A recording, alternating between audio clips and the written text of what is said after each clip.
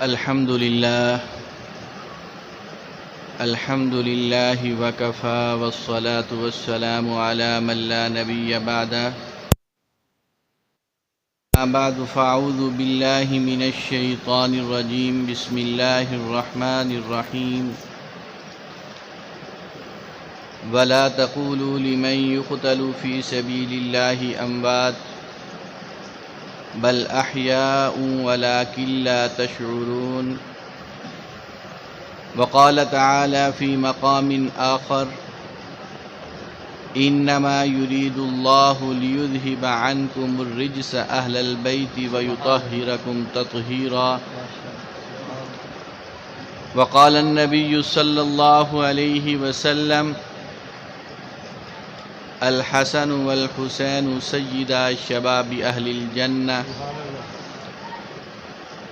صدق الله العظيم وبلغنا رسوله النبي الكريم الأمين، ونحن على ذلك لمن الشاهدين والشاكرين، والحمد لله رب العالمين.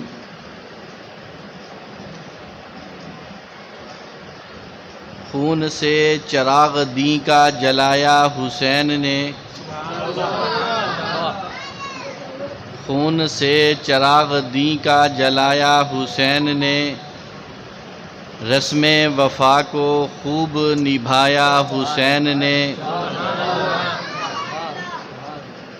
خود کو تو ایک بوند پانی بھی نہ مل سکا، کربلا کو خون پلایا حسین نے. ایسی نماز کون پڑھے گا جہاں میں، سجدہ کیا تو پھر سر نہ اٹھایا حسین نے. سب کچھ خدا کی راہ میں قربان کر دیا، اصغر سا پھول بھی نہ بچایا حسین نے. پھر آج حق کے لیے جاں فدا کرے کوئی، پھر آج حق کے لیے جاں فدا کرے کوئی، وفا بھی جھوم اٹھے یوں وفا کرے کوئی. نماز بھی 1400 سال سے ہے انتظار میں، کہ مجھ کو حسین کی طرح ادا کرے کوئی. ہم ان کی نسبت کا تاج رکھتے ہیں، ہم ان کی نسبت کا تاج رکھتے ہیں، زمانے سے الگ اپنی پہچان رکھتے ہیں. وقت کے یزیدو تم ہمیں کیا ڈراؤ گے طاقت سے، ہم حسینی ہیں، حسینی مزاج رکھتے ہیں. درود شریف پڑھ لیں. اللہم صلی علی سیدنا و مولانا محمد و آلہ و صحبہ و بارک وسلم. صلی اللہ علی حبیبہ محمد و آلہ وسلم. محترم سامعین، آج آپ حضرات کے سامنے محرم الحرام کے مہینے میں سیدنا حسین ابن علی رضی اللہ تعالی عنہ کے یوم شہادت اور ان کی واقع شہادت کے حوالے سے اسی مسجد میں، اسی گاؤں میں ہمارے محترم حضرت مولانا شاہد صاحب کی وساطت سے آپ حضرات سے دوسری ملاقات ہو رہی ہے. حضرت مولانا شاہد صاحب دامت برکاتہم العالیہ، جو اس علاقے میں، اس گاؤں میں دین کی نسبت سے ایک عظیم کام کر رہے ہیں. مدرسہ بنات کا اور بنین کا اور مساجد کی ذمہ داریاں، اور اتنا بڑا یہ گلشن. پچھلی مرتبہ جب حاضری ہوئی تھی تو اس وقت یہ صورتحال نہیں تھی. اللہ تبارک و تعالی ان کی اس محنت کو، کاوش کو، دینی خدمات کو اپنی بارگاہ عالیہ میں قبول و منظور فرمائیں، اور آپ تمام حضرات کو ان کے لیے سبب اور ذریعے کے طور پر ان دینی خدمات کے اندر سب کو قبول و منظور فرمائیں.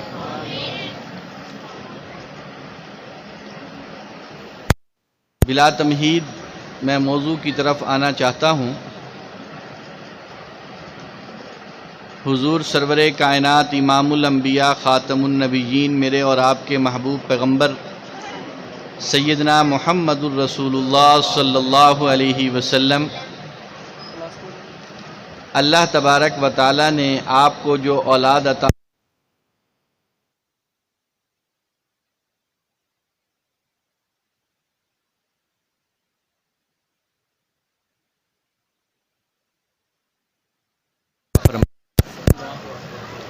آپ کے ایک بیٹے کا نام قاسم ہے، جس کی نسبت سے حضور علیہ الصلاۃ والسلام کی کنیت ابو القاسم کے نام سے مشہور ہوئی۔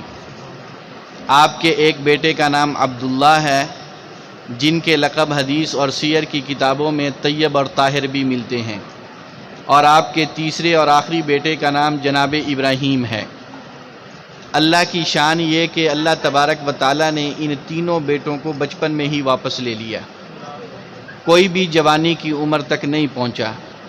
حضرت قاسم کی وفات بھی ابتدائی عمر میں ہو گئی، حضرت عبداللہ کی وفات بھی ابتدائی عمر میں ہو گئی، اور حضرت ابراہیم جو تھے 17 یا 18 مہینے کی ان کی عمر تھی، مدینہ ان کا انتقال ہوا ہے۔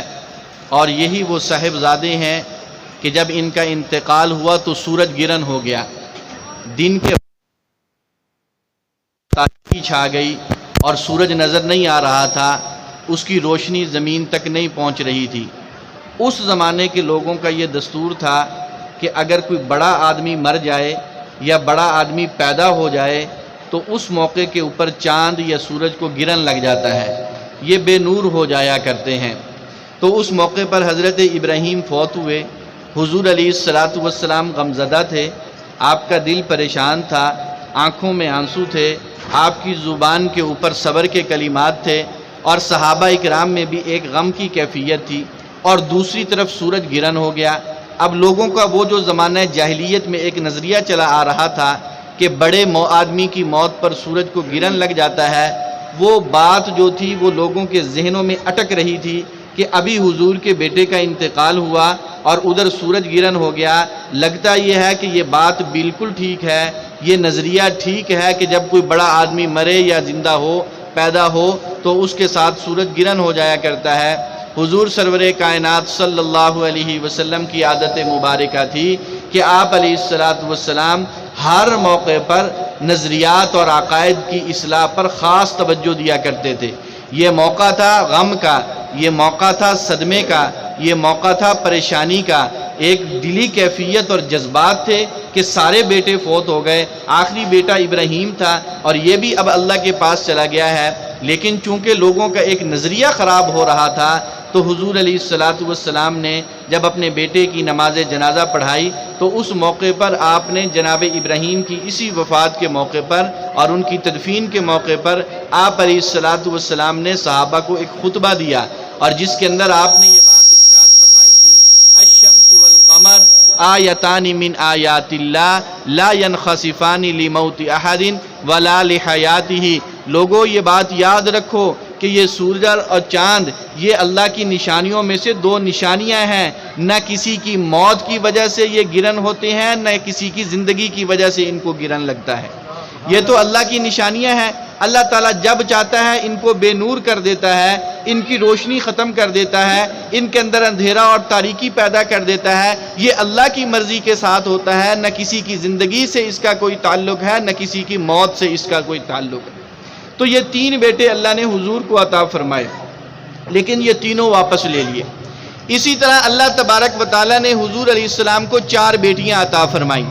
آپ کی ایک بیٹی کا نام حضرت زینب ہے، ایک بیٹی کا نام حضرت رقیہ ہے، ایک بیٹی کا نام حضرت ام کلثوم ہے، ایک بیٹی کا نام خاتون جنت سیدہ فاطمہ الزہرا رضی اللہ عنہا وعنہن۔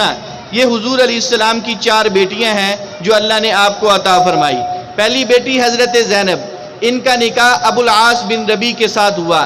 دوسری بیٹی حضرت رقیہ، ان کا نکاح حضرت عثمان غنی رضی اللہ تعالی عنہ کے ساتھ ہوا۔ لیکن جب بدر کی لڑائی ہو رہی تھی، حضور جنگ بدر میں مصروف تھے، حضرت رقیہ کا انتقال ہو گیا۔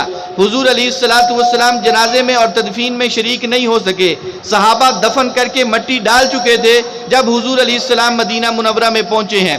حضرت رقیہ کے انتقال کے بعد حضور علیہ السلام نے اپنی دوسری بیٹی حضرت ام کلثوم جو تھی ان کا نکاح حضرت عثمان کے ساتھ کر دیا۔ یوں حضرت عثمان کے نکاح میں حضور علیہ السلام کی دو بیٹیاں یکے بعد دیگرے یعنی ایک کے بعد ایک آئی ہیں، اور حضور علیہ السلام حضرت عثمان غنی رضی اللہ تعالیٰ عنہ سے اتنے خوش تھے اور اتنے مطمئن تھے کہ جب حضرت ام کلثوم کو بھی نکاح دے دیا تو آپ نے فرمایا تھا کہ عثمان اگر میری 40 بیٹیاں ہوتی، اور ایک روایت میں الفاظ ہیں کہ عثمان اگر میری 100 بیٹیاں ہوتی، اور ایک روایت میں الفاظ ہیں حضور نے فرمایا کہ عثمان اگر میری 200 بیٹیاں بھی ہوتی اور ایک کے بعد ایک کا انتقال ہوتا جاتا تو میں ایک ایک کر کے ساری تیرے نکاح میں دے دیتا۔ یہ حضرت عثمان غنی کی فضیلت ہے، ان کی خصوصیت ہے۔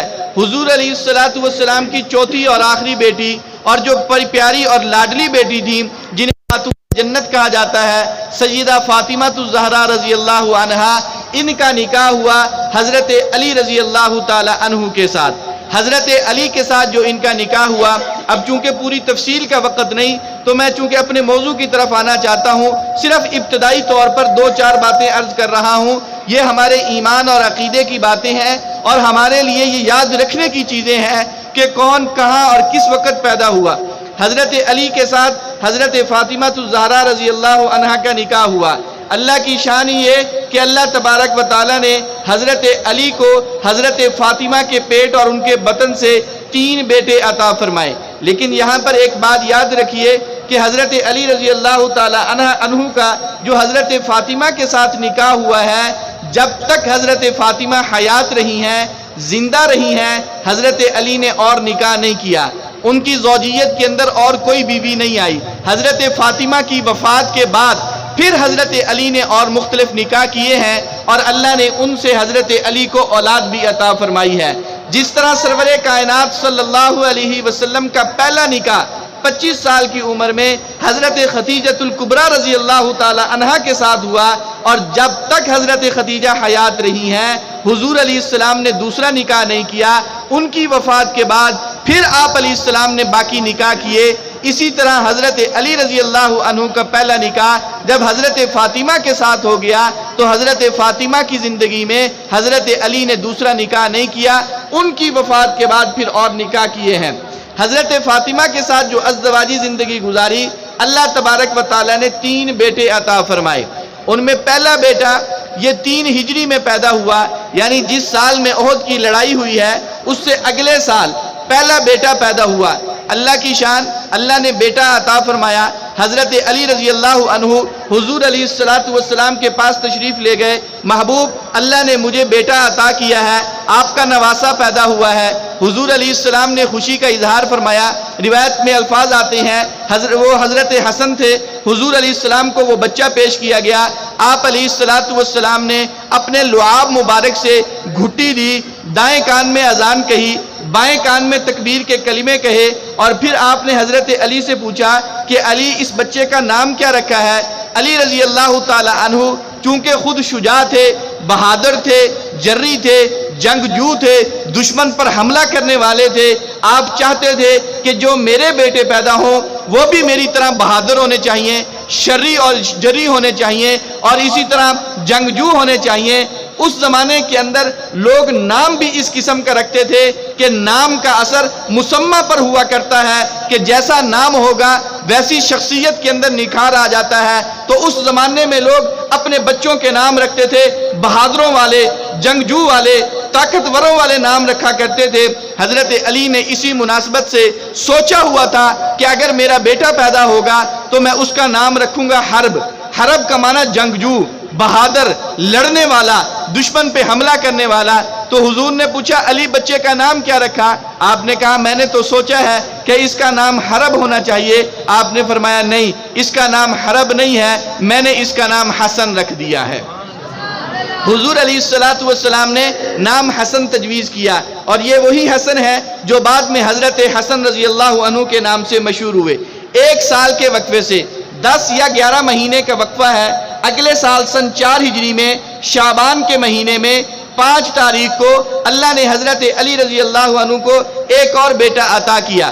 اسی طرح دستور کے مطابق حضور علیہ السلام کو اطلاع دی گئی ایک روایت میں آتا ہے کہ جب آپ کو اطلاع ملی آپ خود تشریف لائے حضرت علی کے گھر میں کہ میں آپ کے بیٹے کو دیکھنا چاہتا ہوں۔ ایک روایت میں ہے کہ نہیں، حضرت علی خود لے کے گئے اور جا کے حضور کی گود میں ڈالا کہ اللہ نے مجھے دوسرا بیٹا عطا کیا ہے۔ حضور علیہ السلام نے اسی دستور کے مطابق گھٹی کے طور پر اپنا لعاب مبارک ان کے منہ میں ڈالا، دائیں کان میں اذان کہی، بائیں کان میں تکبیر کے کلمے کہے، اور پھر آپ نے پوچھا علی اس کا کوئی نام تو نہیں رکھا؟ جی نام تو میں نے رکھ دیا ہے۔ کیا نام رکھا ہے؟ جی میں نے اس کا نام حرب رکھا ہے، میری خواہش ہے کہ میرے بیٹے کا نام حرب ہونا چاہیے۔ آپ نے فرمایا نہیں، پہلے بچے کا نام بھی میں نے رکھا تھا، تیرے دوسرے بیٹے کا نام بھی میں ہی رکھوں گا، وہ حسن ہے، اس کا نام میں نے حسین رکھ دیا ہے۔ اللہ تبارک و تعالیٰ نے حضرت علی کو ایک تیسرا بیٹا بھی عطا فرمایا۔ جب وہ پیدا ہوا حضور علیہ السلام کو اطلاع دی گئی، اسی دستور کے مطابق آپ نے گھٹی بھی دی، آپ نے اذان بھی کہی، تکبیر کے کلمے بھی کہے، اور پھر حضرت علی سے پوچھا علی اس کا کوئی نام تو نہیں رکھا؟ محبوب نام تو میں رکھ چکا ہوں، مجھے تو ایک ہی نام پسند ہے، میرے تو ایک ہی جگہ پر ذہن اڑا ہوا ہے کہ میں نے اپنے بچے کا نام حرب رکھنا ہے۔ پہلے کا نام حرب رکھا تھا، آپ نے تبدیل کر دیا، سر تسلیم خم ہے جو مزاج یار میں آئے۔ میں نے دوسرے بیٹے کا نام حرب رکھا، آپ نے تبدیل کر کے حسین رکھ دیا، مجھے منظور ہے۔ آپ نے کہا اچھا اب بتاؤ اس کا نام کیا رکھا ہے؟ فرمانے لگے کہ میں نے اس کا نام حرب رکھا ہے۔ آپ نے فرمایا کہ نہیں، اس کا نام بھی میں رکھوں گا اور اس کا نام محسن ہے۔ اور ایک روایت میں الفاظ ہے آپ نے فرمایا محسن، دو قسم کے لفظ آتے ہیں، یا محسن یا محسن۔ بہرحال یہ حضرت علی کے 3 بیٹے تھے۔ اسی طرح اللہ تبارک و تعالیٰ نے حضرت علی کو حضرت فاطمہ رضی اللہ عنہا کے پیٹ سے 3 بیٹیاں بھی عطا فرمائی تھی۔ 3 بیٹے تھے اور 3 بیٹیاں عطا فرمائی۔ حضرت فاطمہ کی اپنی بہنوں کے ساتھ محبت کا عالم یہ ہے کہ پہلی بیٹی پیدا ہوئی، حضرت فاطمہ نے اپنی بڑی بہن کے نام پہ اس بیٹی کا نام زینب رکھا۔ دوسری بیٹی پیدا ہوئی، اپنی دوسری بہن کے نام پہ اس کا نام رقیہ رکھا۔ تیسری بیٹی پیدا ہوئی، اپنی تیسری بہن کے نام پہ اس کا نام ام کلثوم رکھا۔ یہ حضرت فاطمہ کی اپنی بہنوں کے ساتھ محبت تھی کہ وہ بہنیں تو دنیا سے چلی گئی تھیں، دنیا سے کوچ کر گئی تھیں، لیکن ان کو یاد رکھنے کے لیے ان کے ناموں کے اوپر اپنی بیٹیوں کے نام رکھ دیے۔ اللہ نے یہ 6 اولادیں حضرت علی کو حضرت فاطمہ کے بطن سے عطا فرمائی۔ حضرت محسن جو تھے وہ بچپن میں انتقال کر گئے، بہت جلد ان کا انتقال ہو گیا تھا، اسی وجہ سے سیر اور تاریخ کی کتابوں میں نہ ان کا زیادہ تذکرہ ملتا ہے، نہ واقعات ملتے ہیں، نہ فضائل ملتے ہیں، نہ زیادہ مناقب کی باتیں ملتی ہیں۔ حضرت حسن انہوں نے حضور کا زمانہ بھی پایا، انہوں نے حضرت ابو بکر کا زمانہ بھی پایا، انہوں نے حضرت عمر کا زمانہ بھی پایا، حضرت عثمان کا زمانہ بھی پایا، اپنے ابا حضرت علی کا زمانہ بھی پایا، خود 6 مہینے تک خلیفہ بھی رہے ہیں۔ اسی طرح حضرت حسین، ان کا بچپن بھی حضور کی گود میں کھیلا ہے، لڑکپن حضرت ابو بکر کے ساتھ گزرا ہے، جوانی کی ابتدا حضرت عمر کے ساتھ گزری ہے، اور جوانی کی انتہا شباب، عین شباب کا عالم جو تھا وہ حضرت عثمان غنی کا زمانہ تھا۔ پھر انہوں نے اپنے ابا حضرت علی کا زمانہ بھی پایا، بھائی حسن کی حکومت کو بھی دیکھا ہے، حضرت امیر معاویہ کی حکومت اور ان کی خلافت کو بھی دیکھا ہے۔ یہ حضرت حسین رضی اللہ عنہ کی زندگی کا خلاصہ ہے۔ اللہ نے ان کو ایک لمبی زندگی عطا کی ہے کہ ان کا بچپن بھی نرالا، ان کا لڑکپن بھی نرالا، ان کا جوانی بھی نرالی، ان کی شباب اور عالم وہ بھی نرالا تھا، اور ان کا بڑھاپا جو تھا اس دنیا سے جانا اور کوچ کرنا وہ بھی اہل دنیا کے لیے اور اہل اسلام کے لیے ایک بے مثال قربانیوں کی داستان ہے۔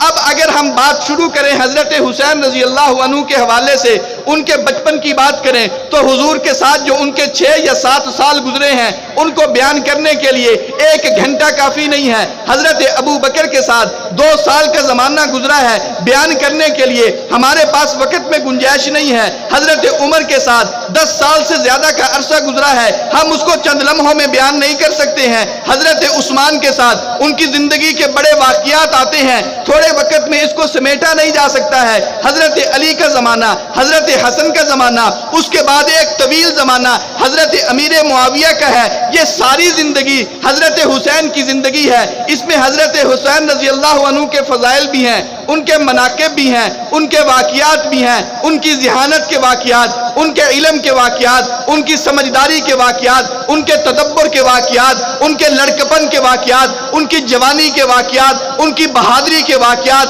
ان کے علم اور فضل کے واقعات، ان کے سیاسی اثر و رسوخ کے واقعات، ان کے صحابہ کے ساتھ تعلقات کے واقعات، ان کے اپنے بڑوں کے ساتھ ملنے برتنے کے واقعات، چھوٹوں کے ساتھ محبت اور پیار اور شفقت کے واقعات، غریبوں کی مجلسوں میں بیٹھنے کے واقعات، غریبوں پر اپنا مال نچھاور کرنے کے واقعات، تاریخ اور سیر کی کتابیں سیدنا حسین ابن علی رضی اللہ تعالی عنہ کی زندگی کے ان واقعات سے بھری پڑی ہے، جس کو ہم عام طور پر سنتے اور بیان ہی نہیں کرتے۔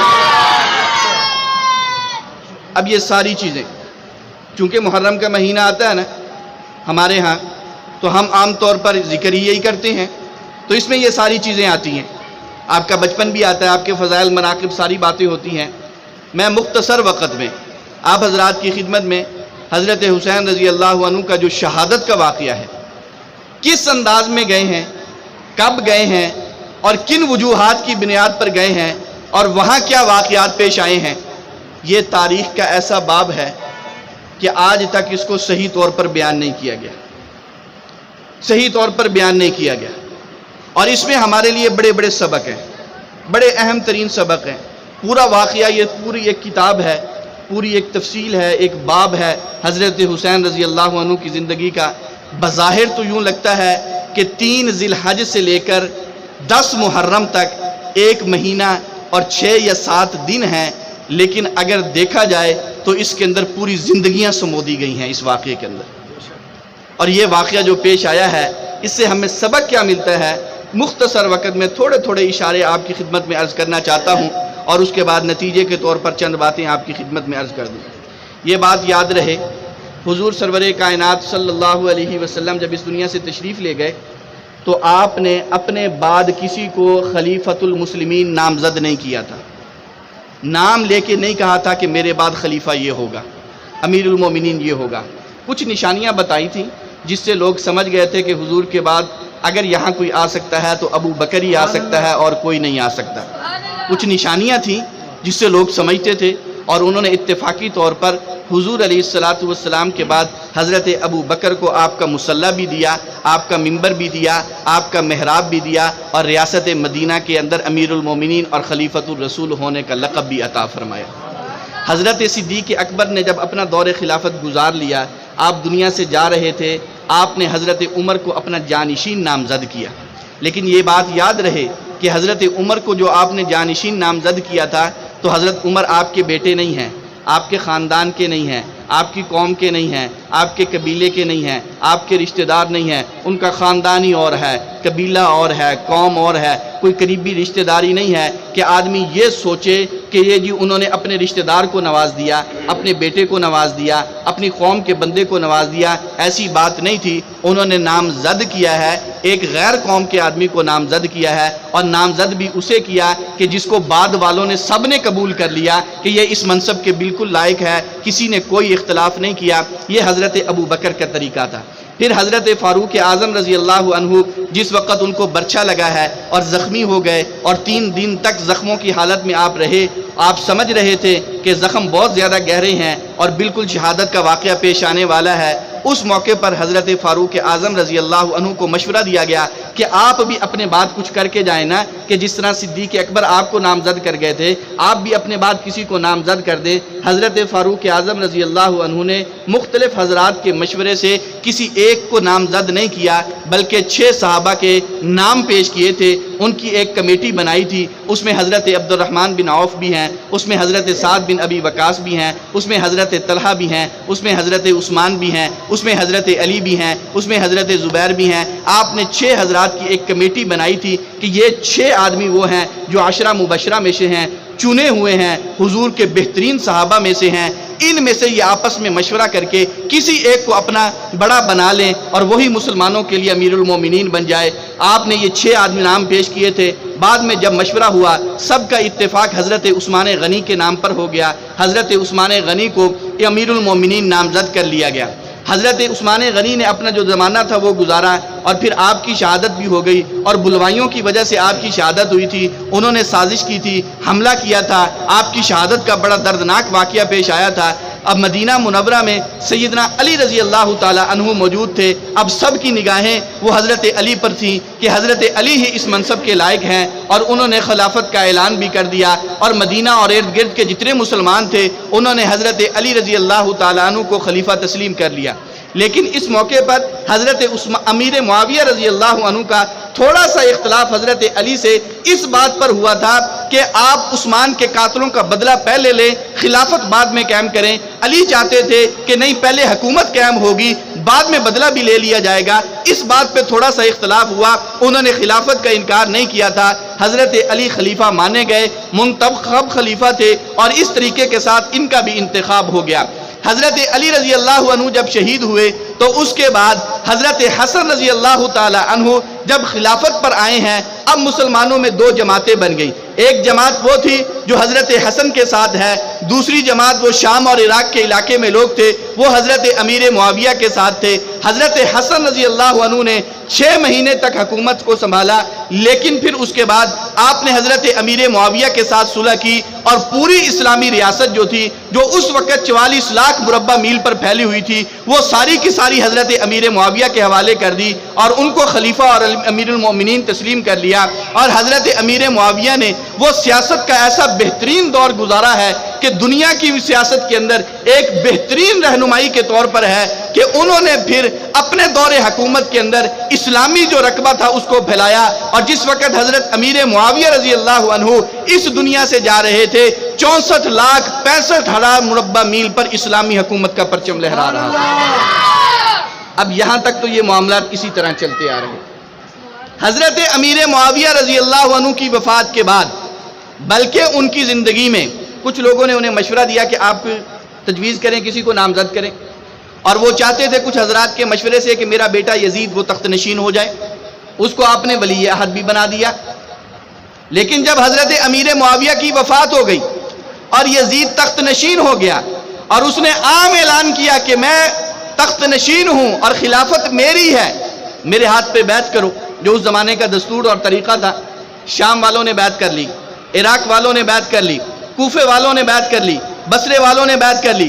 کی یا نہیں کی یہ ایک علیحدہ موضوع ہے، لیکن بتایا یہ گیا، لوگوں کے اندر مشہور یہ کیا گیا کہ ان حضرات نے بیعت کر لی ہے۔ لیکن سب سے بڑا مسئلہ یہ تھا کہ اسلام کا سب سے بڑا مرکز یا وہ مدینہ ہے یا وہ مکہ مکرمہ ہے۔ جب تک مدینے والے نہیں مانیں گے، باقیوں کے ماننے کا کیا اعتبار؟ جب تک مکے والے نہیں مانیں گے، اس وقت تک باقیوں کے ماننے کا کیا اعتبار؟ اور مدینے والوں کی نگاہیں بھی چند حضرات کے اوپر تھیں کہ ان کو دیکھیں گے کہ یہ اس کی خلافت کو تسلیم کرتے ہیں یا نہیں کرتے ہیں۔ ان میں ایک تھے حضرت عمر کے بیٹے جناب عبداللہ بن عمر، جو بڑے پائے کے صحابی تھے۔ لوگوں کی نگاہیں ان پر تھی کہ اس موقع پر عبداللہ بن عمر کیا فیصلہ کرتے ہیں۔ حضرت زبیر کے بیٹے عبداللہ بن زبیر بڑے پائے کے صحابی تھے، لوگوں کی نگاہیں ان کے اوپر تھی کہ وہ کیا فیصلہ کرتے ہیں۔ حضرت عباس کے بیٹے عبداللہ ابن عباس جلیل القدر صحابی تھے، لوگوں کی نگاہیں ان پر تھی کہ وہ کیا فیصلہ کرتے ہیں۔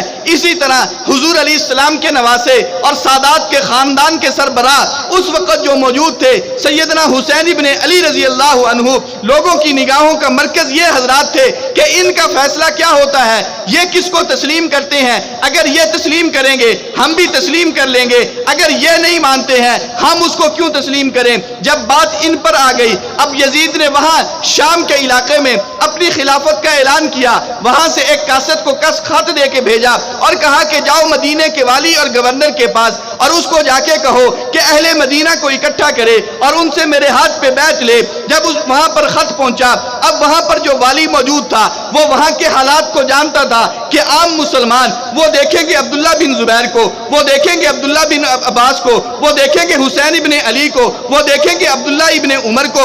پہلے ان سے مشورہ کرنا چاہیے، ان کو اعتماد میں لینا چاہیے، ان کو اپنی مٹھی میں لینا چاہیے، اس کے بعد پھر جو ہوگا دیکھا جائے گا۔ جب انہوں نے ان کو بلایا، وہاں پر یہ سارے حضرات جمع ہوئے، حضرت حسین ابن علی کہنے لگے ہم اس کی خلافت کو ماننے کے لیے تیار نہیں ہیں۔ عبداللہ بن زبیر کہنے لگے ہم اس کی خلافت کو تسلیم کرنے کے لیے تیار نہیں ہیں۔ عبداللہ بن عمر کہنے لگے میں بھی ان کی خلافت کو تسلیم نہیں کرتا ہوں۔ ان سب نے انکار کر دیا، وہاں سے اٹھ کے باہر آ گئے۔ مدینہ کے اندر بات پھیل گئی ہے کہ ہماری نگاہوں کے جو محور اور مرکز تھے، جن کے پیچھے ہم نے لگنا تھا، انہوں نے تو یزید ابن معاویہ کی خلافت کا انکار کر دیا ہے۔ جب یہ انکار کر رہے ہیں، ہم اس کی خلافت کو تسلیم نہیں کریں گے۔ اب یہاں پر بات آگے بڑھنا شروع ہو گئی، لیکن ان کے اندر جو عبداللہ بن عمر تھے وہ صرف اپنی ذات تک محدود رہے، جو عبداللہ بن زبیر تھے وہ لوگوں کے اندر تھوڑے مشہور ہو گئے، عبداللہ بن عباس تھے وہ بھی اپنی ذات تک محدود رہے۔ اب باقی صرف دو آدمی بچ گئے، ایک طرف حسین ابن علی ہیں اور ان کے پیچھے پورا خاندان نبوت ہے، آل رسول ہے، ان کا اپنا پورا قوم اور قبیلہ ہے۔ دوسرے عبداللہ بن زبیر ہیں، ان کی بھی ساری کی ساری تعاون اور مدد انہی کے ساتھ ہے کہ آپ جو فیصلہ کریں گے ہمیں وہ منظور ہو جائے گا۔ ایک طرف یہ بات تھی، دوسری طرف کوفے سے ایک خط آتا ہے کہ وہاں سے یہ خط آیا جس کے اندر یہ لکھا ہوا ہے کہ ہم نے یزید کی خلافت کو تسلیم نہیں کیا ہے، ہم نے اس کی حکومت کو تسلیم نہیں کیا ہے، ہم نے اس کی حکومت کو مانا نہیں ہے، زبردستی ہم سے خلافت کے اوپر بیعت کروائی جا رہی ہے، زبردستی ہم سے باتیں کروائی جا رہی ہیں، ہم بیعت کرنے کے لیے تیار نہیں ہیں۔ آپ نواسے رسول ہیں، حضرت علی کے بیٹے ہیں، حضرت فاطمہ کے فرزند ہیں، اگر آپ وہاں سے آ کے کوفہ میں آ جائیں ہم آپ کے ہاتھ پر بیعت کریں گے۔ اور یہ خط لکھنے والا کوئی ایک آدمی نہیں تھا، شاہ عبدالعزیز محدث دہلوی رحمۃ اللہ علیہ جو ہندوستان کے سارے محدثین کے سروں کے تاج ہیں، وہ فرماتے ہیں 12,000 خطوط لکھے گئے، اتنے خطوط جمع ہوئے کہ بوریاں بھر گئیں۔ ہر خط میں یہ لکھا جا رہا تھا کہ ہم یزید کو خلیفہ ماننے کے لیے تیار نہیں، آپ آئے ہم آپ کے ہاتھ پہ بیعت کریں گے۔ حضرت حسین ابن علی نے تیاری کی کہ مجھے وہاں جانا چاہیے، وہاں ضرورت ہے، ان کو ساتھ ملاؤں گا، حکومت قائم کروں گا، اس حکومت کے اندر دین کا نفاذ کروں گا، شریعت کا نفاذ کروں گا، قرآن و سنت کو نافذ کروں گا۔ یزید کیا کرتا ہے کیا نہیں کرتا ہمیں اس سے کوئی بحث نہیں ہے۔ حضرت حسین ابن علی جس وقت کوفہ جانے لگے، عبداللہ بن زبیر سامنے آ گئے، آپ وہاں نہ جائیں، آپ کو خطرات ہو سکتے ہیں۔ عبداللہ بن عباس آ گئے، آپ مدینہ چھوڑ کے نہ جائیں، وہاں آپ کو خطرات ہو سکتے ہیں۔ عبداللہ بن عمر آ گئے، حضرت آپ یہاں پہ رہیں، یہاں آپ محفوظ ہیں، انہوں نے تو آپ کے والد سے غداری کی تھی، وہ کہاں آپ کو تحفظ فراہم کریں گے۔ حضرت حسین کہنے لگے وہ بلا رہے ہیں، اتنی محبت سے بلا رہے ہیں، خط پہ خط لکھ کے بلا رہے ہیں، اتنی چاہت سے بلا رہے ہیں، مجھے ضرور جانا چاہیے، وہ مسلمان ہیں، اگر میں ان کی فریاد پہ نہیں جاؤں گا پھر ان کی فریاد پہ لبیک کون کہے گا۔ میں حضور کا نواسا ہوں، ان کے دین اور ایمان کو بچانے کے لیے اگر وہ مجھے بلا رہے ہیں تو میرا تقاضا ہے مجھے مدینہ چھوڑنا پڑے میں چھوڑ دوں گا، یہاں کے حضور کا پڑوس چھوڑنا پڑے میں چھوڑ دوں گا، مسجد نبوی کی نمازیں چھوڑنی پڑے میں چھوڑ دوں گا، بقیع کا قبرستان چھوڑنا پڑے میں چھوڑ دوں گا۔ میرے دوستو یہ بہت بڑی قربانی ہے، میں اور آپ اس بات کو نہیں سمجھتے ہیں۔ ہم تو یہ کہتے ہیں کہ یا اللہ ہمیں مدینہ دکھا دے، ہمیں روزہ دکھا دے، ہمیں مسجد نبوی کی نمازیں پڑھا دے، ہمارے ساری زندگی کے اندر ایک دن کے لیے مسجد نبوی میں نماز پڑھنے کی توفیق مل جائے۔ ہم کہتے ہیں ہمارے لیے سب سے بڑی سعادت یہ ہے، لیکن حسین تیری عظمت کو سلام پیش کروں، تم کوفے میں جا رہے ہو، کربلا کی وادی میں جا رہے ہو، غاروں کے پاس جا رہے ہو، مدینہ چھوڑ کے جا رہے ہو، حضور کا پڑوس چھوڑ کے جا رہے ہو، رشتہ دار چھوڑ کے جا رہے ہو، صحابہ کی جماعت چھوڑ کے جا رہے ہو، بقیع کا قبرستان چھوڑ کے جا رہے ہو، احد کی یادیں چھوڑ کے جا رہے ہو، جن گلیوں میں آپ کا بچپن کھیلا ہے آپ ان کو چھوڑ کے جا رہے ہو۔ یہ ساری چیزیں ایسی نہیں چھوڑی جاتی، اس کے پیچھے کوئی مقصد تھا، ایک نظریہ تھا، ایک عقیدہ تھا، اور وہ نظریہ یہ تھا کہ حضور کا دین بچنا چاہیے۔ مدینہ قربان ہوتا ہے کر دوں گا، یہاں کی گلیاں قربان ہوتی ہیں کر دوں گا، لیکن نانے کا دین محفوظ رہنا چاہیے، اس کے لیے کربلا کی گلیوں میں جانا پڑے مجھے برداشت ہے۔ حضرت حسین ابن علی رضی اللہ عنہ نے پوری تیاری کر لی، اور وہاں سے تیاری کر کے آپ نے کہا کہ میں مکہ مکرمہ جاتا ہوں، وہاں بھی تو مسلمان رہتے ہیں، ان سے بھی صلاح مشورہ کروں گا، وہ اس بارے میں کیا کہتے ہیں۔ آپ نے تیاری کی اور مکہ مکرمہ پہنچ گئے۔ جب آپ مکہ پہنچے وہاں کے مسلمانوں سے مشورہ کیا مجھے کیا کرنا چاہیے، وہاں پر بھی بہت سے حضرات جمع تھے، سب نے اپنے خدشات کا اظہار کیا کہ ہمیں ان پر اعتماد نہیں ہے۔ حضرت علی کے ساتھ جو کچھ انہوں نے کیا ہے اس کی وجہ سے ہم ان کے خطوط پر اعتماد نہیں کر سکتے، ان کی باتوں پر اعتماد نہیں کر سکتے۔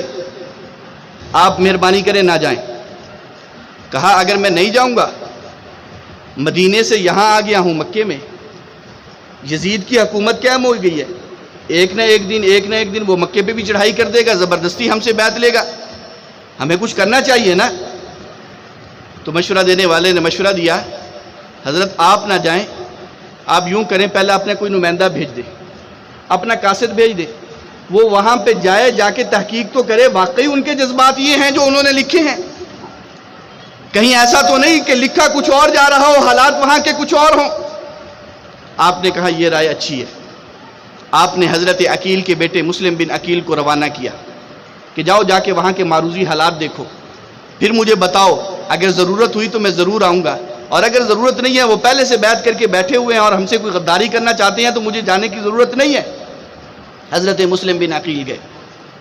جب کوفہ میں پہنچے، حضرت مسلم بن عقیل نے کوفہ والوں کو حضرت حسین ابن علی کا خط دکھایا کہ دیکھو میں آنا چاہتا ہوں، تمہارے خطوط کی بنیاد پہ آنا چاہتا ہوں، تمہاری دعوت پر آنا چاہتا ہوں، تمہارے بلانے پہ آنا چاہتا ہوں، جو حسین ابن علی کے ہاتھ پر بیعت کرنا چاہتے ہیں آج پہلے آئیں مسلم بن عقیل کے ہاتھ پہ بیعت کریں، یہ بیعت حضرت حسین کے ہاتھ پہ بیعت سمجھی جائے گی۔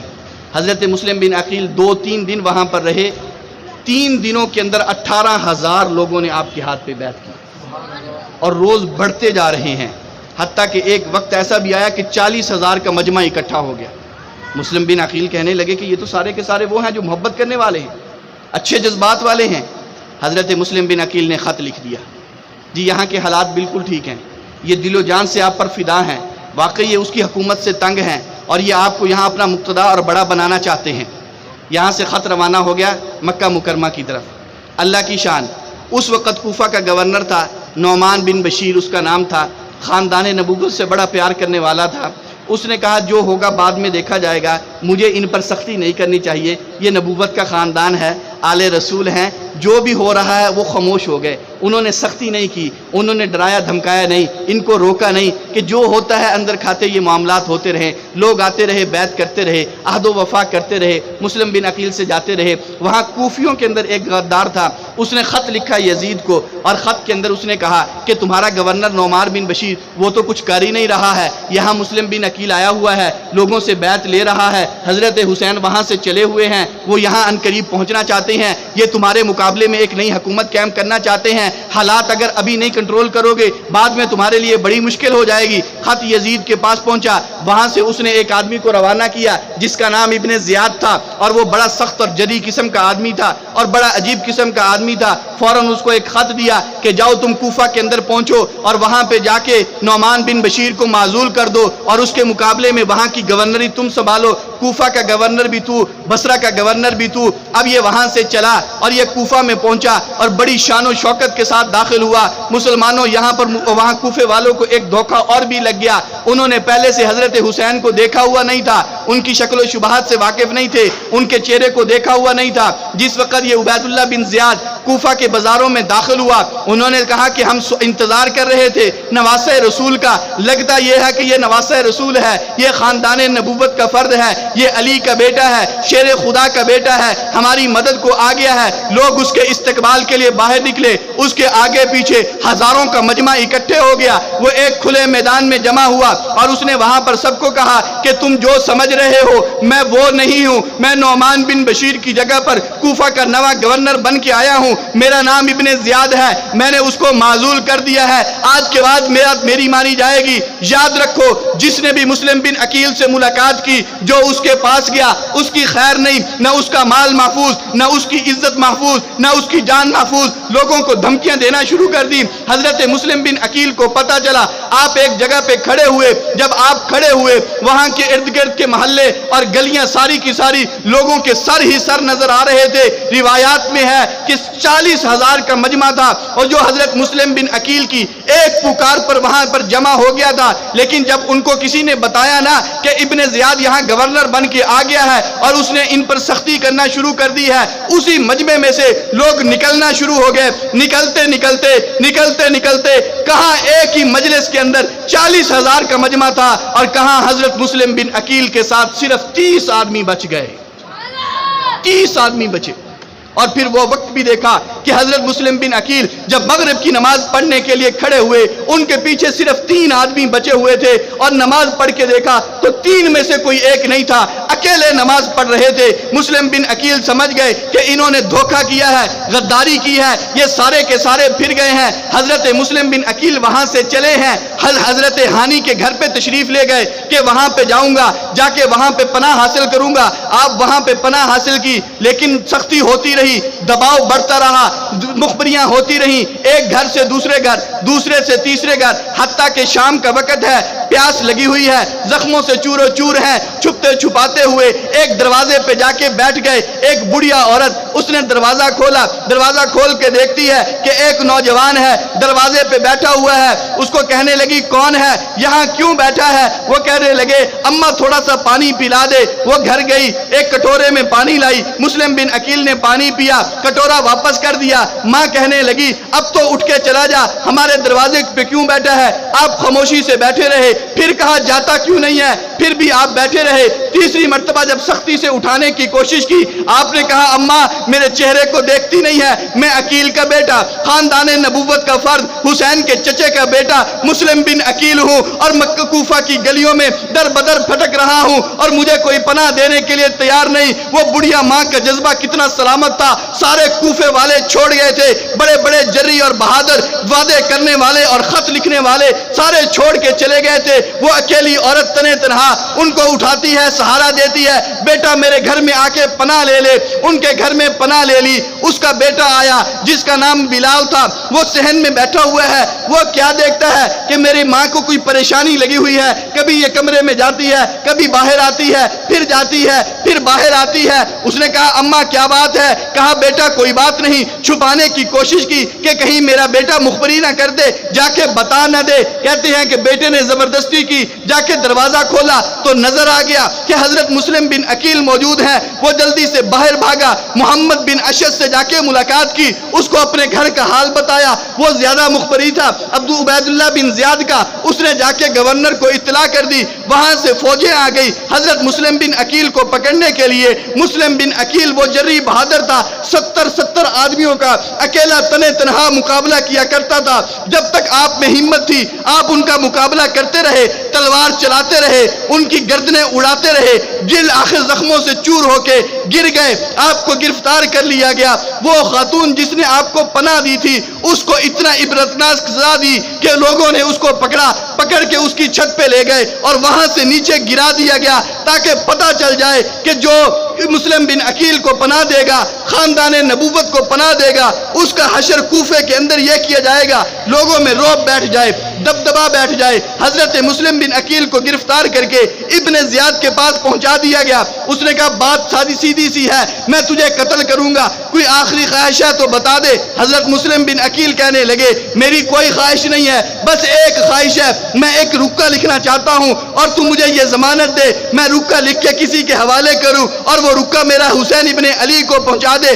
اس نے کہا یہ کام میں کر سکتا ہوں۔ حضرت مسلم بن عقیل نے رکہ لکھا، اس میں آپ نے لکھ دیا حالات بدل چکے ہیں، لوگ تبدیل ہو گئے ہیں، نظریہ اور عقیدہ بدل گیا ہے، ابن زیاد کی حکومت آ چکی ہے اور یہ سارے کے سارے اس کے تابع فرمان ہو چکے ہیں، کوئی آپ کے ہاتھ پر بیعت کرنے کے لیے تیار نہیں، میں تو اپنی جان اپنے رب کے سپرد کر رہا ہوں، لیکن میرے بھائی آپ خیال کرنا، آپ یہاں نہ آنا، ان غداروں میں نہ آنا، یہ آپ سے بھی غداری کریں گے اور آپ کے خاندان سے بھی غداری کریں گے۔ کہتے ہیں کہ حضرت مسلم بن عقیل شہید ہو گئے، قاصد روانہ ہو گیا۔ ذی الحج کی 3 تاریخ تھی جس دن یہ شہید ہو رہے ہیں، اور ذی الحج کی 3 تاریخ تھی جب حضرت حسین مکہ سے کوفہ کی طرف چل رہے ہیں، کیونکہ پہلا خط پہنچ چکا تھا، اب آپ آ رہے ہیں۔ راستے میں وہ خط ملا جس کے اندر یہ بتایا گیا کہ انہوں نے غداری کی ہے، حضرت مسلم بن عقیل شہید ہو چکے ہیں۔ اب حضرت حسین رضی اللہ تعالیٰ عنہ نے اپنے جو ساتھ قافلے والے تھے ان سے خطاب کیا. اس میں آپ نے کہا دیکھو ہم جس مقصد کے لیے جا رہے تھے وہ مقصد پورا ہوتا ہوا نظر نہیں آ رہا. حضرت مسلم شہید ہو چکے ہیں, اب مجھے مشورہ دو کہ کیا کرنا چاہیے. کچھ لوگ تھے انہوں نے کہا جی واپس چلے جاتے ہیں, لیکن حضرت مسلم کے جو بیٹے تھے عقیل, ان کے جو بیٹے تھے وہ کہنے لگے نہیں ہم اپنے باپ کا بدلہ لیے بغیر واپس نہیں جائیں گے, ہم تو آگے جائیں گے, ہم ان کا قصاص لیں گے, ان کا بدلہ لیں گے. حضرت حسین ابن علی رضی اللہ عنہ نے قافلے والوں کو کہا کہ یاد رکھو اگر میرے بھتیجے اپنے باپ کا بدلہ لینا چاہتے ہیں تو میں اپنے بھتیجوں کو اکیلا نہیں چھوڑوں گا, میں بھی ان کے ساتھ جاؤں گا. بہادر کے بیٹے تھے, بہادری تھی, بے شک شہزادے تھے, ناز و نام میں پلے تھے, لیکن جرت اور بہادری تو والد کی طرف سے ملی ہوئی تھی. نے کہا میں اس کا بیٹا ہوں جس کو جو کہا کرتا تھا کہ میری ماں نے میرا نام حیدر رکھا ہے, میں اس کا بیٹا ہوں, میں اپنے بھتیجوں کو اکیلا کیسے چھوڑ سکتا ہوں, ہاں جو جانا چاہتے ہیں وہ واپس چلے جائیں. حضرت حسین نے جب یہ کہا نا تو قافلے میں سے ایک آدمی بھی واپس نہیں گیا. انہوں نے کہا ہم آپ کے ساتھ آگے جائیں گے. راستے میں ایک شاعر ملا, فرزدق اس کا نام تھا, بڑا عربی کا مشہور شاعر تھا. اس نے بھی سارے حالات بتائے کہ آگے خطرات ہی خطرات ہیں, پریشانیاں ہی پریشانیاں, نہ جائیں. آپ نے کہا نہیں اب ارادہ کر لیا تو جا کے رہیں گے, جو ہوگا دیکھی جائے گی. چلتے ہوئے کوفہ کے قریب پہنچے. ابن زیاد کو پتہ چلا کہ خاندان نبوت کا لشکر حضرت حسین ابن علی کی قیادت میں آ گیا, اور وہ لشکر بھی کیا تھا, اس میں بچے بھی تھے, اس میں عورتیں بھی تھیں, اور کل 72 افراد ہیں, 30 سواریوں پر ہیں اور 42 جو ہیں وہ پیدل چل رہے ہیں. اب یہ کوئی لشکر تو نہیں ہے, کوئی جری بہادروں کا لشکر تو نہیں کہ جو حملہ کرنے کے لیے جا رہا ہو, جو لڑنے کے لیے جا رہا ہو. یہ تو دعوت پر جا رہے تھے, انہوں نے بلایا تھا اس لیے جا رہے تھے. اب جس وقت وہاں گئے نا تو اس نے ایک لشکر روانہ کیا کہ ان لوگوں کو کوفے میں داخل نہ ہونے دینا. ابن زیاد کی یہ چال تھی, اس نے کہا ان کو کوفے میں داخل نہ ہونے دینا, آج کوفے والے ہمارے ساتھ ہیں, کیا پتہ رسول اللہ کے نواسے کا چہرہ دیکھیں اور بدل جائیں اور ان کے ساتھ شامل ہو جائیں, اس لیے جتنا ہو سکتا ہے ان کو کوفے سے باہر رکھو. 1000 کا لشکر آیا حر بن یزید کی قیادت میں, اور انہوں نے حضرت حسین کو وہاں پر روک لیا.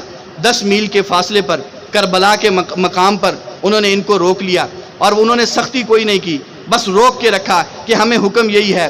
اور پھر اس کے بعد 4000 کا لشکر شمر کی قیادت میں اور آیا, اور وہ بھی وہاں پر انہوں نے آ کے گھراؤ کر لیا. اب آپ اندازہ لگائیں یہ شہادت کا کتنا کربناک واقعہ ہے. 1000 کا لشکر پہلے آیا ہے, 4000 کا لشکر اوپر سے اور آ گیا ہے, اور انہوں نے محاصرہ کیا ہوا ہے ان 72 افراد کے قافلے کا, جس کے اندر بچے بھی ہیں, بوڑھے بھی ہیں, جس میں عورتیں بھی ہیں, اور جس میں نہتے بھی ہیں, اور جن کے پاس سواریاں بھی پوری نہیں ہیں, جن کے پاس اسلحہ بھی پورا نہیں ہے. مذاکرات ہوتے رہے, بات چیت ہوتی رہی. حضرت حسین ابن علی نے جب یہاں پر پہنچ کے حالات کا جائزہ لیا, آپ نے 3 باتیں رکھی. آپ نے کہا میری پہلی بات یہ ہے کہ میں تم سے لڑنے کے لیے نہیں آیا, اگر میں لڑنے کے لیے آتا میں بچوں کو ساتھ نہ لاتا, لڑنے کے لیے آتا گھر کی خواتین کو ساتھ نہ لاتا, لڑنے کے لیے آتا نہتا نہ آتا, مدینے سے لشکر تیار کرتا, مکے والوں کو ساتھ ملاتا, رستے سے لوگوں کو اکٹھا کرتا, ایک جری بہادر لشکر کے ساتھ تمہارے اوپر حملہ آور ہوتا. میرا آنا میرے حالات بتاتے ہیں,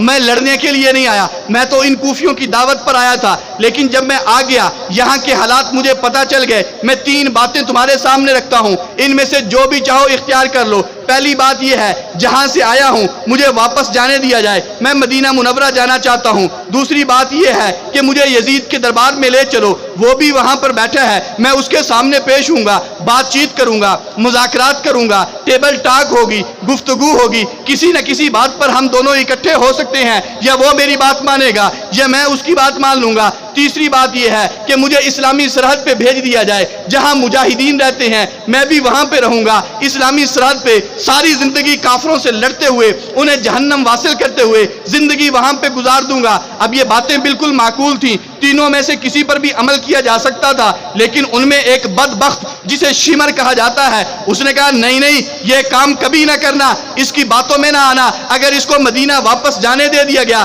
یہ وہاں لشکر اکٹھا کرے گا, جماعت اکٹھی کرے گا, پھر ہمارے اوپر حملہ آور ہو جائے گا. یہ تو اس کی طاقت کو بڑھانے والی بات ہے, اس کو اسلامی سرحد پہ نہ بھیجنا, یہ ساری فوجیں لے کے ہمارے اوپر چڑھائی کر دے گا. کیونکہ وہ سمجھتے تھے کہ یہ خاندان نبوت کا فرد ہے, یہ رسول اللہ کا نواسا ہے, کوئی عام انسان نہیں ہے، علی شیر خدا کا بیٹا ہے، جس میدان میں جائے گا فتح کے جھنڈے گاڑ دے گا، لوگ اس کے پیچھے چل پڑیں گے۔ اس لیے وہ سمجھتے تھے یہ مدینے جائے تب بھی ہماری ہلاکت ہے، یہ اسلامی سرحد پہ جائے تب بھی ہماری ہلاکت ہے۔ انہوں نے کہا یزید کے دربار میں، کہا وہاں تو کبھی نہ بھیجنا، یزید کو پتہ نہیں یہ اپنی باتوں میں الجھا لے، اور پھر اگر معاملات ان کے آپس میں صحیح ہو گئے، ہماری درمیان میں خیر نہیں ہوگی، ہم پھر بھی پس جائیں گے۔ انہوں نے کہا بات تو تو نے صحیح کہی ہے۔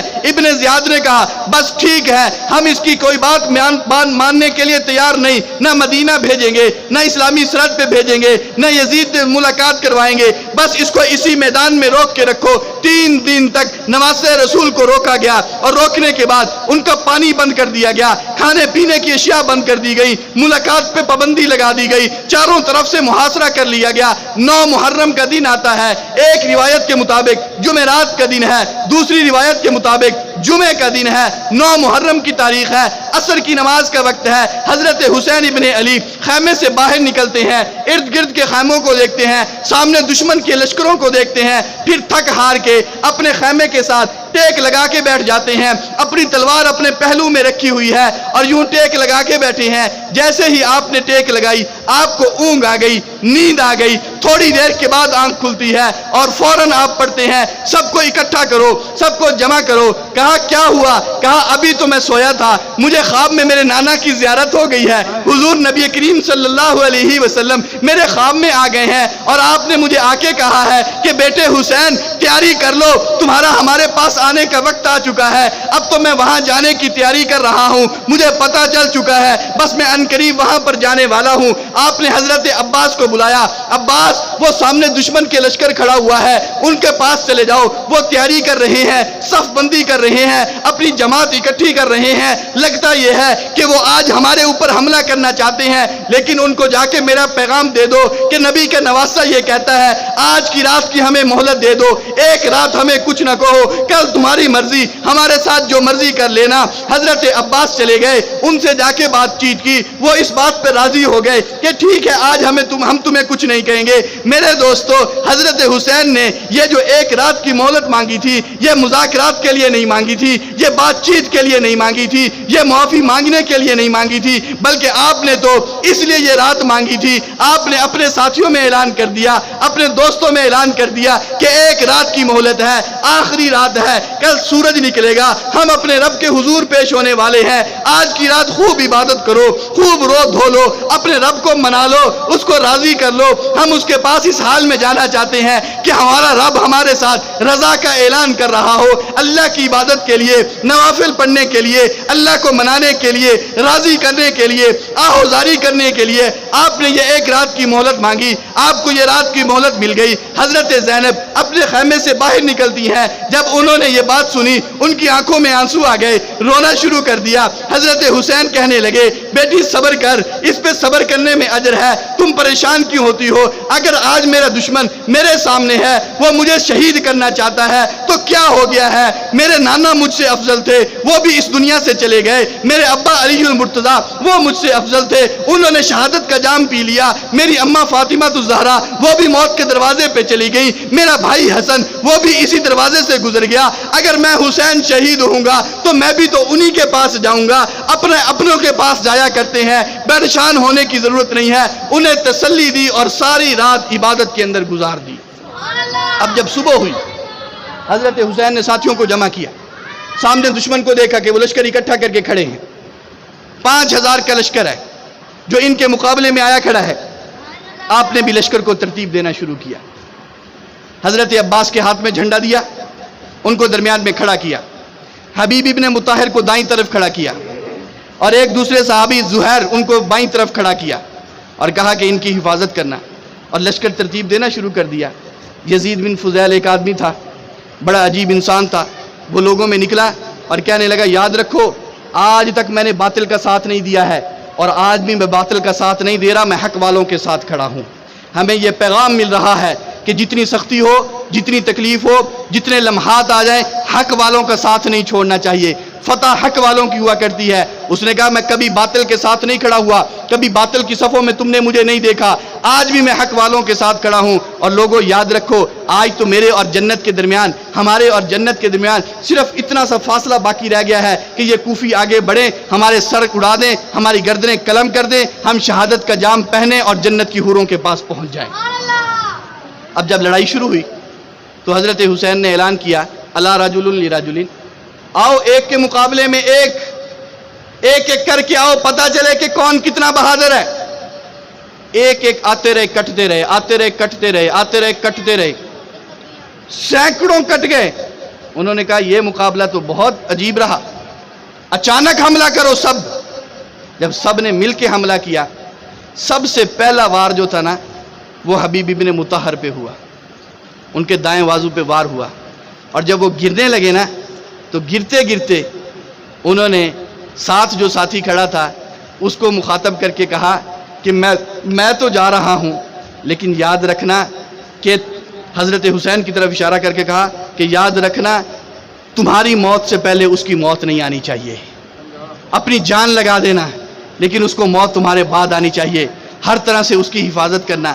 وہ شہید ہو گئے, یزید ابن فضیل شہید ہو گئے, عبداللہ شہید ہو گئے, سوید شہید ہو گئے, ایک ایک کر کے سارے شہید ہوتے رہے. ایک اور ساتھی کھڑے تھے, جب وہ شہید ہو کے گرنے لگے نا تو ساتھ والے ساتھی کو کہنے لگے کہ میں دنیا چھوڑ کے جا رہا ہوں, خاندان نبوت کا خیال کرنا. تو ساتھی نے کہا ابشر بالجنہ, میں آپ کو جنت کی خوشخبری سناتا ہوں, آپ جو جا رہے ہیں تو آپ کا جانا ضائع نہیں ہے, آپ سیدھا جنت میں جائیں گے. وہ بھی آگے سے پلٹ کے کہتا ہے بشرک اللہ بالخیر, جس طرح میں خیر کے راستے پہ جا رہا ہوں اللہ تمہیں بھی خیر کی خوشخبری نصیب کر دے, تمہیں بھی ہمارے بعد آنا نصیب ہو جائے. ایک کے بعد ایک شہید ہوتے رہے, پہلے دوسرے شہید ہوئے, پھر بعد میں خاندان نبوت کے لوگ شہید ہوئے ہیں. پہلے باہر والوں نے قربانیاں دی ہیں. شہید ہوتے ہوتے جب سارے شہید ہو گئے, پھر اس کے بعد حضرت حسین ابن علی رضی اللہ عنہ کا بیٹا حضرت علی اکبر سب سے پہلے وہ میدان میں نکلا ہے. اور جب وہ میدان میں نکلا, دشمن کا وار ہوا, وہ شہید ہو کے گر گئے. حضرت حسین ابن علی آگے بڑھے, جلدی سے جا کے ان کا لاشا اٹھایا.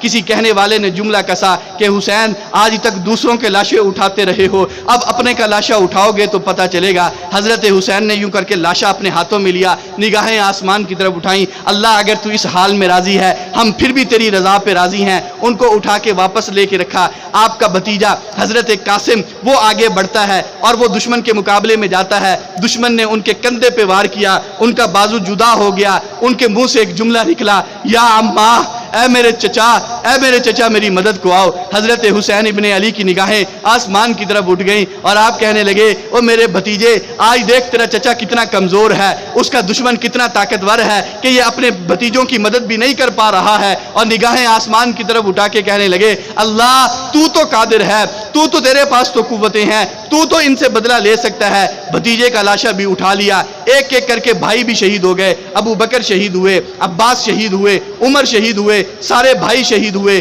آپ کا بھتیجا شہید ہوا, آپ کا بیٹا شہید ہوا. حضرت حسین ابن علی رضی اللہ عنہ انہوں نے اپنے سر کے اوپر جنگی خود پہنا ہوا ہے, جنگی لباس آپ نے پہنا ہوا ہے. آپ دشمن کی طرف نکلتے ہیں, جب آپ جاتے ہیں تو اس وقت آپ کے سر پہ کسی نے وار کیا. تلوار کا ایسا وار تھا کہ خود کو چیرتے ہوئے آپ کے سر مبارک تک وہ وار پہنچ گیا. آپ کے سر سے خون بہنا شروع ہو گیا. آپ واپس پلٹتے ہیں, اپنے خیمے کے پاس آتے ہیں, اپنا خود اتار کے رکھتے ہیں اور سر پہ پگڑی باندھ لیتے ہیں. اور حضرت حسین یوں بیٹھے ہوئے ہیں اور اسی انداز میں آپ کو اپنا چھوٹا بچہ حضرت عبداللہ 6 ماہ کے بیٹے ہیں وہ یاد آ جاتے ہیں. آپ ان کو خیمے سے بلواتے ہیں اور اپنی گود میں بٹھاتے ہیں اور بٹھا کے ان سے پیار کرنے لگتے ہیں. آخری باتیں ہو رہی ہیں کہ میں ان قریب شہید ہونے والا ہوں, اپنے بیٹے کو آنکھنی نگاہوں سے دیکھ لوں. اتنے میں دشمن کی طرف سے ایک تیر آتا ہے, حضرت عبداللہ کی ٹھوڑی میں لگتا ہے اور ان کی گردن میں لگتے ہوئے وہ ان کی گردن سے پار ہو جاتا ہے.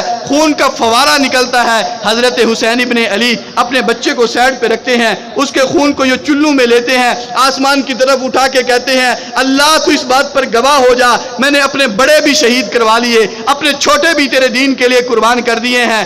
اتنے میں ایک چھوٹا سا اور بچہ ہے, 5-6 سال اس کی عمر ہے, وہ خیمے سے باہر نکلتا ہے. دشمن کو اس پر بھی رحم نہیں آیا, اسے بھی شہید کر دیا گیا ہے. حضرت حسین ابن علی زخموں سے چور چور ہیں, بالکل تھکے ہوئے ہیں. اب آخری لمحات ہے, 3 دن کے پیاسے ہیں, پانی نہیں پیا ہوا, جسم تھکا ہوا تھا. زخمی تھے, پیاس کی شدت تھی. آپ نے کہا اور کچھ نہیں, چلو ہمت کر کے دریا تک پہنچتا ہوں, وہاں جا کے چند گھونٹ پانی کے تو پی لوں. حضرت حسین ابن علی دشمن کے مجمع کو چیرتے ہوئے, ان کی صفوں کو چیرتے ہوئے, 200 آدمی ان کے سامنے ہوتے تھے, لیکن یہ ان کی صفوں کو چیرتے ہوئے جری اور بہادری کی طرح آپ دریا تک پہنچ گئے. چلو پہ پانی بھرنا چاہتے تھے کہ ایک آدمی جس کا نام مالک بن سنان تھا, اس نے تیر مارا جو آپ کی ٹھوڑی میں لگا, خون کا فوارہ نکل آیا اور آپ کی ساری داڑھی مبارک جو تھی وہ خون سے رنگین ہو گئی. آپ کا پانی پینا بھی ان کو گوارا نہیں تھا. انہی قدموں میں واپس پلٹے اور واپس آ گئے. جس وقت آپ واپس آئے پھر آپ کی نگاہیں آسمان کی طرف اٹھ گئیں. آپ نے کہا اللہ ان میں سے کسی کو نہ چھوڑنا, ایک ایک سے انتقام لے لینا. وہ مالک بن بشیر جس نے آپ کو تیر مارا تھا اور آپ کو چوڑی کو زخمی کیا تھا, کہتے ہیں اسی میدان کے اندر اس کی یہ حالت ہو گئی کہ تھوڑی دیر کے بعد وہ کہتا ہے العطش العطش, لوگوں مجھے پانی پلاؤ, میں پیاس سے مر رہا ہوں, مجھے پانی پلاؤ, مجھے بڑی پیاس لگی ہے. لوگوں نے پانی دیا, وہ کہتا ہے میری پیاس نہیں بجھی, ٹھنڈا کر کے دیا, کہا میری پیاس نہیں بجھی. لوگوں نے دودھ دیا, اس نے پیا, کہا میری پیاس نہیں بجھی. پیتا گیا حتیٰ کہ پیٹ پھٹ گیا اور اسی جگہ پر وہ جہنم رسید ہو گیا. ایک ایک کر کے سارے شہید ہوتے گئے. آخر میں حضرت حسین ابن علی بچے اور دشمن نے آپ پہ وار کیے, اتنے وار کیے کہ جس وقت آپ شہید ہو کے گرے ہیں, بعد میں دیکھنے والوں نے دیکھا آپ کے جسم کے اوپر 33 زخم نیزے کے لگے ہوئے تھے اور 34 زخم تلوار کے لگے ہوئے تھے. اس انداز میں شہید کیا گیا. اور پھر صرف شہید نہیں کیا گیا, آپ کی گردن کاٹ دی گئی, سر تن سے جدا کر دیا گیا اور اس کو اونٹ کے ساتھ باندھا گیا اور اس کو کوفے کے بازار میں لے جایا گیا. جب آپ کوفے کے اندر پہنچے, ابن زیاد کی دربار میں آپ کا سر پہنچا اور وہاں پر اس کو رکھ دیا گیا. ابن زیاد دیکھتا ہے, پہلے تو بڑے تعجب سے کہتا ہے کہ بڑا حسین چہرہ ہے, بڑا خوبصورت چہرہ ہے, بڑا نورانی چہرہ ہے, آج تک میں نے ایسا چہرہ نہیں دیکھا ہے, اتنا حسن میں نے آج تک نہیں دیکھا ہے. میرے دوستو, شہادت کے بعد اتنا حسن ہے, زخمی ہونے کے بعد اتنا حسن ہے, جب شباب کا عالم ہوگا, جوانی کا عالم ہوگا, اس وقت حضرت حسین کا حسن کتنا ہوگا. تعجب سے کہتا ہے کہ میں نے ایسا حسین چہرہ نہیں دیکھا. پھر اس نے تحقیر امیز لہجے کے اندر تحقیر کے ساتھ, بڑی حکارت کے ساتھ, اس کے ہاتھ میں ایک چھڑی تھی, اس نے وہ چھڑی اٹھائی اور حضرت حسین ابن علی کے ہونٹوں پہ اس چھڑی کو مارنا شروع کر دیا. صحابی رسول وہاں پہ بیٹھے ہوئے تھے, انہوں نے کہا ظالم کیا کر رہا ہے, ان ہونٹوں سے چھڑی کو اٹھا, میں نے یہاں نبوت کو بوسے لیتے ہوئے دیکھا ہے, جن کو تو آج چھڑی لگا رہا ہے, نبوت یہاں پہ بوسے لیا کرتی تھی. حضرت حسین کا سر وہاں سے پھر کوفے سے شام میں پہنچایا گیا, یزید کے دربار میں گیا, اس نے بھی دیکھا, بڑا تعجب کیا اور اس کے ہاتھ میں چھڑی تھی, اس نے بھی آپ کے دانتوں پہ چھڑی مارنا شروع کر دی. ابو برزہ اسلمی وہاں پر بیٹھے ہوئے تھے, کہنے لگے ظالم تو نے ظلم کی انتہا کر دی ہے, خاندان نبوت کو شہید کر دیا ہے, کسی کو بچایا نہیں ہے, گردن بھی تو نے کاٹ دی ہے, سر تن سے جدا کر دیا ہے, تیری انتقام کی آگ پھر بھی ٹھنڈی نہیں ہو رہی ہے, پھر بھی تو ان لبوں پہ چھڑی مارتا ہے جن لبوں پہ ہم نے خود دیکھا تھا کہ نبوت مجلس میں بیٹھ کے ان کے بوسے لیا کرتی تھی اور ان کو تو چھڑی مار رہا. یہ حال ہوا نبوت کا, خاندان کا. اور پھر صرف شہید نہیں کیا گیا, 10 گھوڑے ان شہداء کی لاشوں پہ دوڑائے گئے. 10 گھوڑے مرنے کے بعد بھی نہیں چھوڑا گیا. ایک دن تک لاشیں بے گور و کفن پڑے رہے, اور ایک کتاب کے اندر لکھا ہے کہ 3 دن تک یہ حال رہا. پھر بنو اسد کے لوگ آئے اور انہوں نے جسموں کو اکٹھا کیا اور ان کی قبریں بنانا شروع کی اور ان کی تدفین کر دی. لیکن ان ظالموں کو یہ بھی گوارا نہیں تھا کہ ان کی قبروں کے نشان باقی رہ جائیں اور بعد میں لوگوں کو یادگار کے طور پر یہ محفوظ رہ جائیں کہ یہ خاندان نبوت کی قبریں ہیں, یہ نبی کے نواسوں کی قبریں ہیں, یہ خاندان نبوت اور آل رسول کی قبریں ہیں, یہ نشان باقی رہ جائیں. یہ بھی گوارا نہیں. عمر بن سعید جیسا ایک آدمی آیا اور اس نے آ کے دریا کا پانی اس طرف کو چھوڑ دیا. کئی مہینے تک مسلسل پانی وہاں پہ کھڑا رہا, قبروں کے نشان ختم ہو گئے اور بالکل ملیا میٹ کر دیا گیا, کوئی نشان باقی نہیں بچا تھا. جس وقت یہ ساری قبریں ختم ہو گئیں, نشان ختم ہو گیا, پانی خشک ہو گیا, بنو اسد کا ایک بوڑھا آدمی لاٹھی ٹیکتے ہوئے اسی میدان میں آ گیا اور جگہ جگہ سے مٹی اٹھاتا ہے, سونگتا ہے, اٹھاتا ہے, سونگتا ہے, اٹھاتا ہے, سونگتا ہے. ایک جگہ سے اس نے مٹی اٹھائی اور سونگی, اس کی چیخ نکل گئی, کہنے لگا یہ حضرت حسین کی لاش ہے, یہ آپ کی خبر ہے. یہاں سے نبوت کی خوشبو آ رہی ہے، جو خوشبو آیا کرتی تھی، جس کو حضور سونگا کرتے تھے، جس کے بارے میں حضور کہتے تھے ہما ریحانتا یا من الدنیا والآخرہ، کہ یہ دونوں میری دنیا اور آخرت کے پھول ہیں، یہ دونوں میری جنت کے پھول ہیں، جب میں ان کو سونگتا ہوں مجھے جنت کی خوشبو آتی ہے۔ اس مٹی سے وہ خوشبو آ رہی تھی، اس نے مٹی سے پہچان لیا کہ یہ نواسہ رسول کی قبر ہے۔ اتنا ظلم جو ہے یہ ان کے ساتھ کیا گیا اور اتنی دردناک واقعات جو تھے اس کو رقم کیا گیا، لیکن یاد رکھیے یہ صرف ایک واقعہ نہیں ہے، یہ ایک داستان نہیں ہے، یہ ایک قصہ نہیں ہے، یہ ایک کہانی نہیں ہے کہ محرم کا مہینہ آئے ہم یاد کریں، سنیں، سنائیں اور اس کے بعد بھول جائیں۔ یہ ایک پیغام ہے، یہ ایک تاریخ ہے، یہ ایک نظریہ ہے، یہ عقیدہ ہے، یہ ہمارے ایمان کی بنیاد ہے اور قیامت تک آنے والے مسلمانوں کے لیے اسوہ حسنہ ہے، مشعل راہ ہے۔ ایک راستہ متعین ہونے کے لیے ایک بہت بڑی فکر اور سوچ کا نام حسینیت ہے۔ حسین ایک فرد کا نام نہیں ہے، حسین جماعت کا نام نہیں ہے، حسین ایک لشکر کا نام نہیں ہے۔ حسینیت اب ایک سوچ کا نام بن چکا ہے، ایک فکر کا نام بن چکا ہے، ایک نظریے کا نام حسینیت بن چکا ہے، ایک عقیدے کا نام حسینیت ہے کہ جہاں باطل مقابلے میں آ جائے، جہاں گمراہی مقابلے میں آ جائے، جہاں کفر مقابلے میں آ جائے، جہاں شرک مقابلے میں آ جائے، وہاں اس کے سامنے ڈٹ جانا، یہی حسینیت کا پیغام ہے۔ بچے قربان کر دینا، یہی حضرت حسین کی تاریخ ہے۔ نوجوان شہید کروا دینا، یہی حسینیت کی تاریخ ہے۔ بچے، چھوٹے بچے دودھ پیتوں کو شہید کروا دینا، یہی حضرت حسین کا اسوہ حسنہ ہے۔ اپنی جان قربان کر دینا، اپنے بچے قربان کر دینا، اپنے بھتیجے قربان کر دینا، اپنا خاندان قربان کر دینا، اپنا مال جائیداد قربان کر دینا، یہ حضرت حسین کا اسوہ حسنہ ہے۔ مدینے سے لے کر مکے تک، مکے سے لے کر کربلا کے ریگزاروں تک، ایک ایک دن اور ایک ایک بات ہمیں اس بات کی طرف متوجہ کر رہی ہے کہ جہاں بات دین کی آ جائے، شریعت کی آ جائے، حق کے لیے مر مٹنے کی آ جائے تو وہاں مدینہ چھوڑنا پڑ جائے۔ اسوہ حسینی یہ ہے، مدینہ قربان کر دو دین کے لیے، مسجد نبوی چھوڑنی پڑے چھوڑ دو لیکن دین پہ آنچ نہ آنے دو، حضور کا پڑوس چھوڑنا پڑے چھوڑ دو لیکن نبی کی شریعت پہ آنچ نہ آنے دو، مکہ چھوڑنا پڑے چھوڑ دو، حضور کے دین پر آنچ نہیں آنی چاہیے، طواف چھوڑنا پڑے، بیت اللہ چھوڑنا پڑے، زمزم چھوڑنا پڑے، صفا مروہ چھوڑنا پڑے، مینا، عرفات، مزدلفہ کی وادیاں چھوڑنی پڑے، مقام ابراہیم چھوڑنا پڑے، حضرت ابراہیم، حضرت اسماعیل، حضرت حاجرہ کی یادگاریں چھوڑنی پڑے، سب کچھ قربان کرنا پڑے، کر دو لیکن دین پر آنچ نہ آئے۔ یہ حضرت حسین کی تاریخ کا سب سے بڑا سبق ہے اور جن لوگوں نے اس سبق کو یاد رکھا وہ ہمیشہ سربلند رہے ہیں، وہ ہمیشہ کامیاب رہے ہیں، وہ ہمیشہ کامران رہے ہیں۔ باطل کے سامنے جس نے جھکنا نہیں سیکھا ہے، کامیابی انہی کا مقدر بنا کرتی ہے۔ آپ دیکھ لیجئے ہمارا ہمسایہ ملک افغانستان ہے، زندہ مثال ہے۔ اللہ کی قسم، اللہ نے ہمیں اس دور کے اندر، گئے گزرے دور میں جو جہالت کا دور، گمراہی کا دور، دین بیزاری کا دور ہے، اللہ نے ان گناہگار آنکھوں کو، مجھے اور آپ کو یہ منظر دکھا دیا ہے۔ ہم نے تو کتابوں میں کیسر و کسریٰ کے ہلاک ہونے کے قصے پڑھے تھے، ان کے برباد ہونے کے قصے پڑھے تھے، صحابہ کے واقعات پڑھے تھے، ان کی ایمان کی داستانیں پڑھی تھیں، ان کی جرت اور بہادری کے چرچے پڑھے تھے کہ کس طرح 60 ہزار کے مقابلے میں 6 ہزار آدمی کھڑے ہوتے تھے اور حق کا نام لے کے کھڑے ہوتے تھے، ان کی تختوں کے پشتے لگا دیا کرتے تھے۔ اللہ نے دنیا کے اندر دکھا دیا ہے کہ جب امارت اسلامی افغانستان کے اندر چند مسلمان کھڑے ہوئے ہیں، اللہ کا نام لے کے کھڑے ہوئے، اللہ کے سہارے پہ کھڑے ہوئے، اسوہ حسینی کو زندہ کرنے کے لیے کھڑے ہوئے، مال نہیں ہے، جائیداد نہیں ہے، اسلحہ نہیں ہے، منظم فوجیں نہیں ہیں، لشکر نہیں ہے، دنیا کی سپر پاوریں نہیں ہیں، کوئی ایٹمی ہتھیار نہیں ہے، جدید اسلحہ نہیں ہے، صرف اور صرف پتھر لے کے کھڑے ہو گئے، سوکھی روٹیاں لے کے کھڑے ہو گئے، چند نوالے لے کے کھڑے ہو گئے، لیکن دنیا کی سپر پاور کے مقابلے میں کھڑے ہوئے، امریکہ کے مقابلے میں کھڑے ہوئے، نیٹو کے مقابلے میں کھڑے ہوئے، دنیا کی 60 ملکوں کی فوجوں کے مقابلے میں کھڑے ہوئے، ان کے اسلحے کے مقابلے میں کھڑے ہوئے، ان کے ایٹم کے مقابلے میں کھڑے ہوئے۔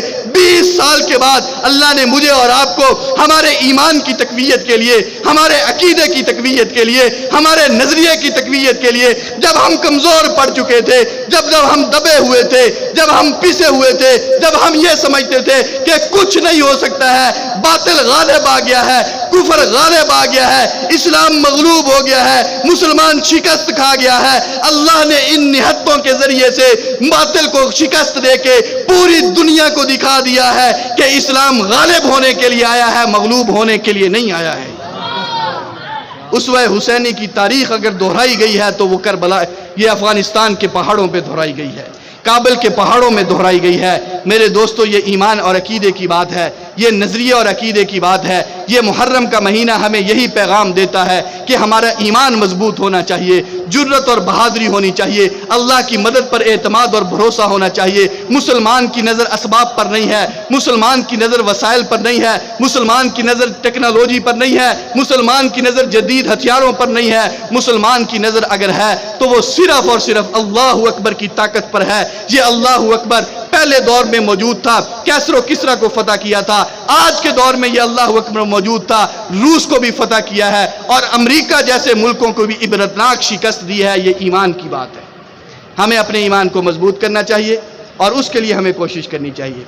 اور ایمان کی مضبوطی کے لیے سب سے اہم چیز وہ ہماری یہ مسجدیں ہیں، یہ ہمارے مدارس ہیں، وہ دینی مراکز ہیں، یہ گلشن ہیں جو آج آباد ہیں، اور یہ صرف اور صرف ایمان کی محنت کے لیے آباد ہے۔ آپ کہیں بھی چلے جائیں، دنیا کے کسی خطے میں چلے جائیں، اگر ایمان کا سبق ملے گا تو مسجد سے ملے گا، مدرسے سے ملے گا، تبلیغی جماعت سے ملے گا، مرکز سے ملے گا۔ ایمان کی بات یہاں پر ہو رہی ہے اور یہی ہماری دنیا اور آخرت کی کامیابی کی ضمانت ہے۔